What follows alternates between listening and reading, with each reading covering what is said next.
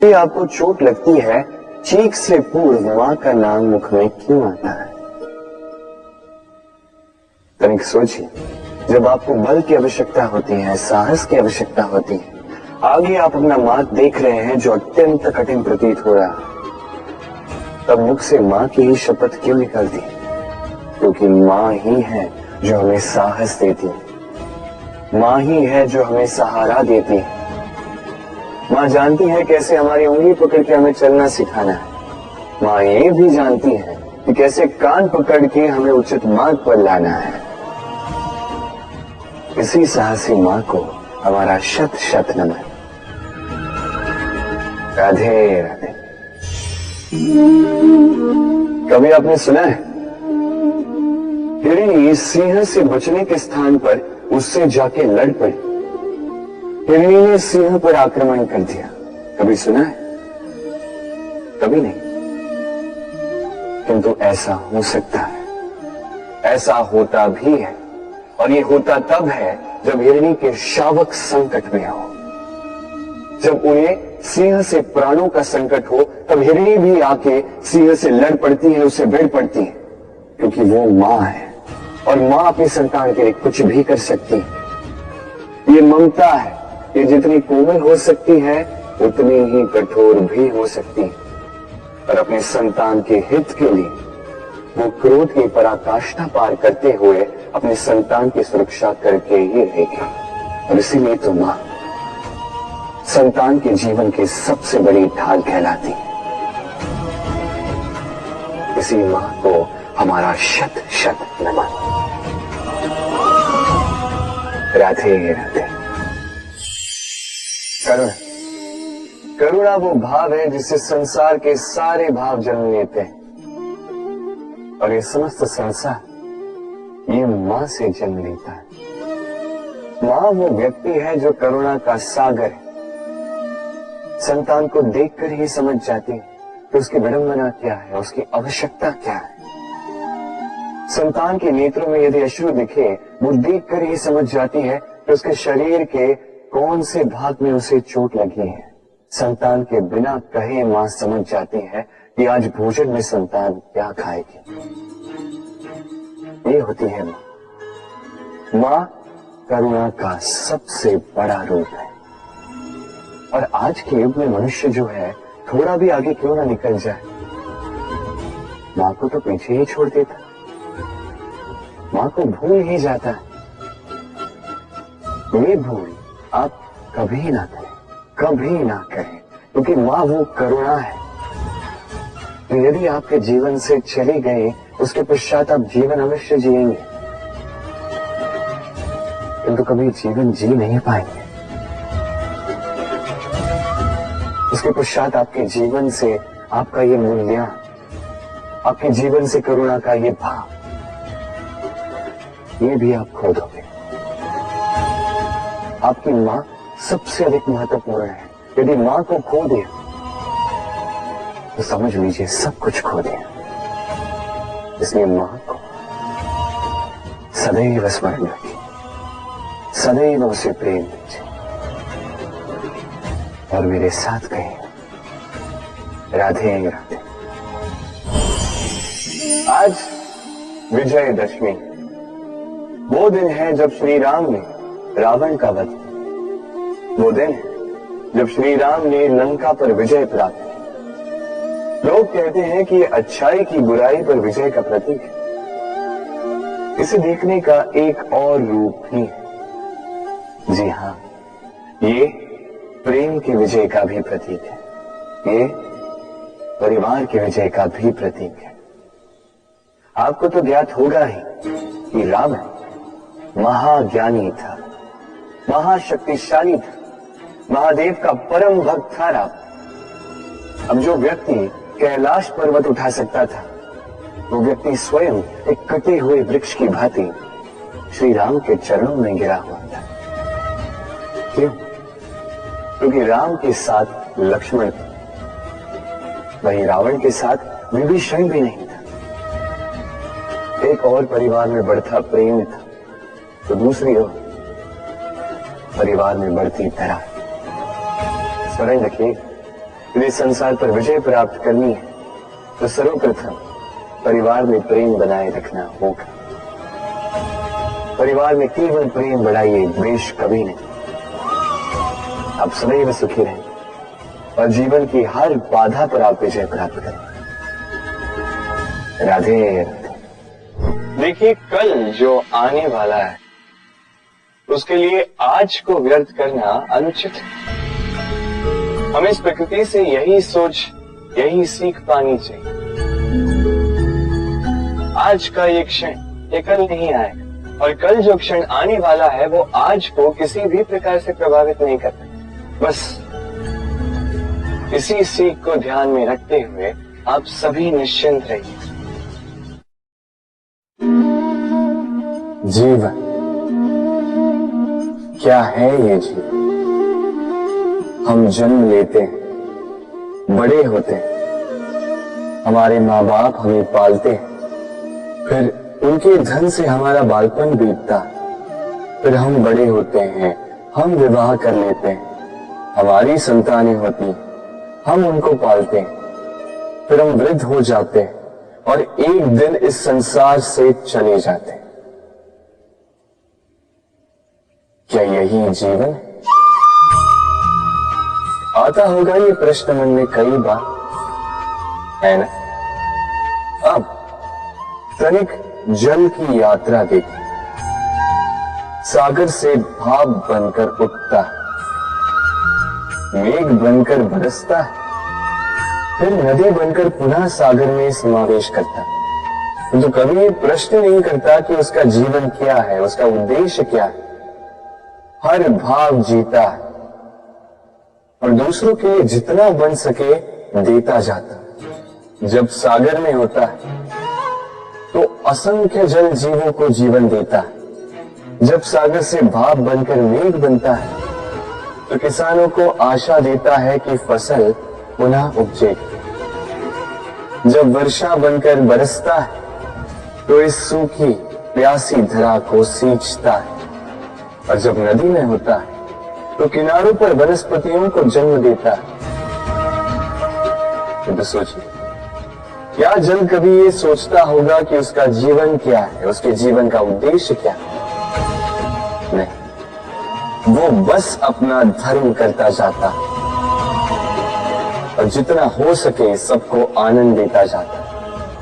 इसलिए जीवन में कभी ये प्रश्न मत कीजिएगा कि ये जीवन क्या है, इस जीवन का उद्देश्य क्या है।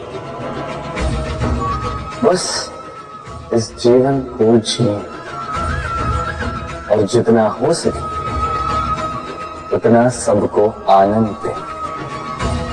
मन प्रसन्न होकर बोलेगा राधे राधे। कभी वर्षा के कारण बने कीचड़ से होकर आप अपने घर गए? पादुका पहनने के कारण आप उस कीचड़ से तो बच जाते, किंतु उन पादुकाओं द्वारा उड़ने वाली कीचड़ की बूंदें आपके वस्त्रों को मैला कर ही देती।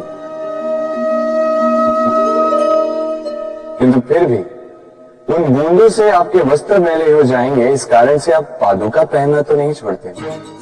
इसी प्रकार जीवन में कुछ ऐसे लोग भी आते हैं पादुका की भांति, जो आपको कीचड़ से तो बचा लेते हैं, किंतु वस्त्र रूपी आपके मन पर शंका के दाग लगा ही जाते हैं। इन लोगों के कारण से मन को खिन्न करने की आवश्यकता नहीं। आवश्यक है ये सोचना कि आपको आपके पांव कीचड़ से बचाने या आपके वस्त्र। जीवन में गंभीर होना अच्छी बात है, किंतु हर बात को यदि गंभीरता से लेने लगोगे तो जीवन का आनंद समाप्त हो जाएगा। ये संसार अनित्य है, यहाँ पे ऐसा कुछ भी नहीं जो सदा के लिए जीवित रहेगा। तो जब तक ये जीवन है, संतोष और आनंद से जी। स्वयं पर छिटकने वाले कीचड़ पर ध्यान ना दें, बस आनंद बांटते रहे। मन प्रसन्न होकर बोले राधे। व्यक्ति को जब अपने प्रेम को खो देने का भय होता है तो वो अपने प्रेम को इतने कस के पकड़ कर रखता है कि प्रेम को ही पीड़ा होने लगती है। प्रेम पा तो लेता है,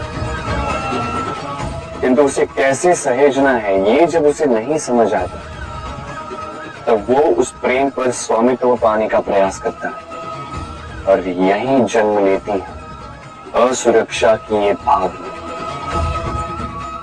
ईर्ष्या। तो एक लंबे वियोग के पश्चात दो प्रेमी एक दूसरे से पुनः मिलते हैं, तो सबसे पहला भाव जो उनके मन में आता है वो ये कि कैसे एक क्षण के लिए भी अपने प्रेमी को स्वयं से दूर न जाने दो, कैसे अपने जीवन का एक एक क्षण अपने प्रेमी के साथ बिता। प्रयास ये रहता है दाऊ, इन दो प्रेमियों के मध्य में कोई भी ना आ पाए, और जब ये नहीं हो पाता तब जागती है ईर्ष्या, परीक्षा, एक ऐसी व्यवस्था जिससे मुझे, आपको, सबको कहीं न कहीं दो चार होना ही पड़ता है। स्मरण कीजिए अपना बालपन। आप परीक्षा देने बैठे। अब कुछ बालक ऐसे होते हैं जो वर्ष भर परिश्रम करते, पढ़ते, मन से परीक्षा देते। कुछ बालक ऐसे होते हैं जो अपने आसपास बैठे बालकों की नकल करते हैं और परीक्षा में उत्तीर्ण भी हो जाते हैं। बुरा लगता है ये सोचकर कि कोई बिना किसी परिश्रम के परीक्षा में उत्तीर्ण कैसे हो सकता है। किंतु स्मरण रखिएगा, जो नकल करते हैं वो परीक्षा में उत्तीर्ण हो सकते हैं, सफल नहीं, क्योंकि वो नकल करते हैं बिना प्रश्न को समझे, बिना उत्तर का तरीका निकाले। यही हमारे साथ भी होता है। हम हमारे जीवन में दूसरों को देखते हैं, उनकी नकल करते हैं, उनकी भांति बनने का प्रयास करते हैं, किंतु ना हमारे जीवन में सफलता आती है, ना आनंद आता है। क्यों?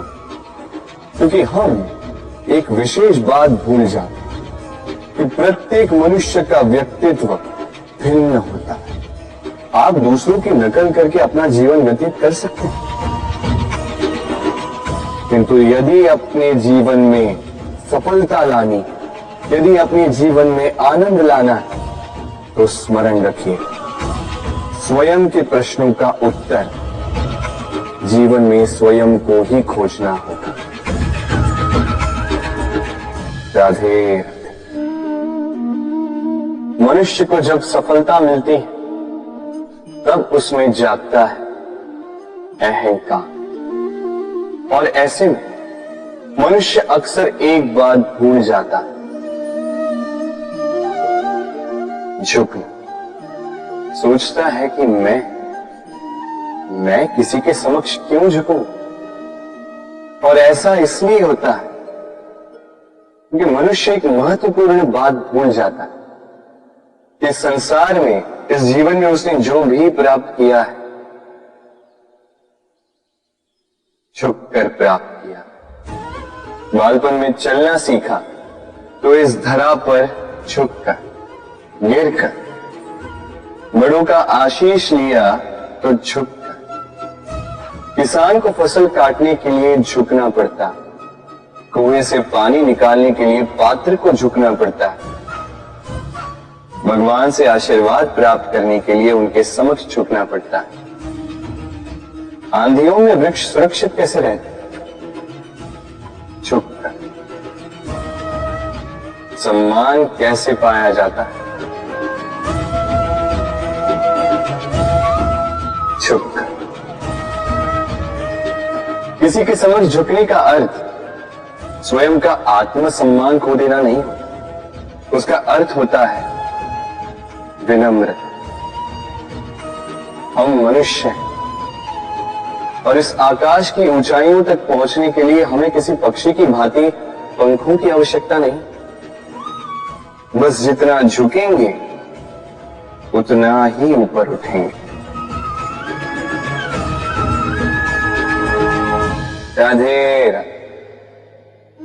आप इस संसार में ऐसे कई लोगों को जानते होंगे जिन्हें आप स्वार्थी मानते हैं, जो आवश्यकता पड़ने पर ही आपको स्मरण करते हैं, अन्यथा वर्षों तक कहीं दिखाई भी नहीं देते, किंतु जैसे ही उनकी आपकी सहायता की आवश्यकता पड़ती है, हाथ जोड़कर आपके सामने सज्ज रहते।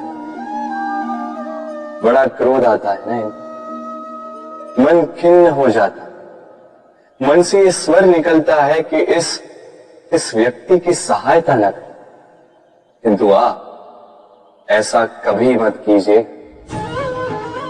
आप सोचेंगे क्यों कह रहा हूं मैं ऐसा। स्मरण रखिएगा, दीपक का स्मरण व्यक्ति केवल तभी करता है जब अंधकार गहरा हो जाता है।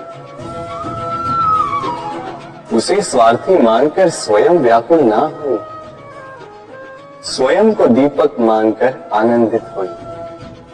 भाग्यवान समझिए खुद को कि किसी को आवश्यकता पड़ने पर आपकी याद आए, कि आप इस संसार में किसी की सहायता करने योग्य हैं। इस जीवन में किसी के स्वार्थी होने से स्वयं का दृष्टिकोण न बदले। बस ये दृष्टि रखिए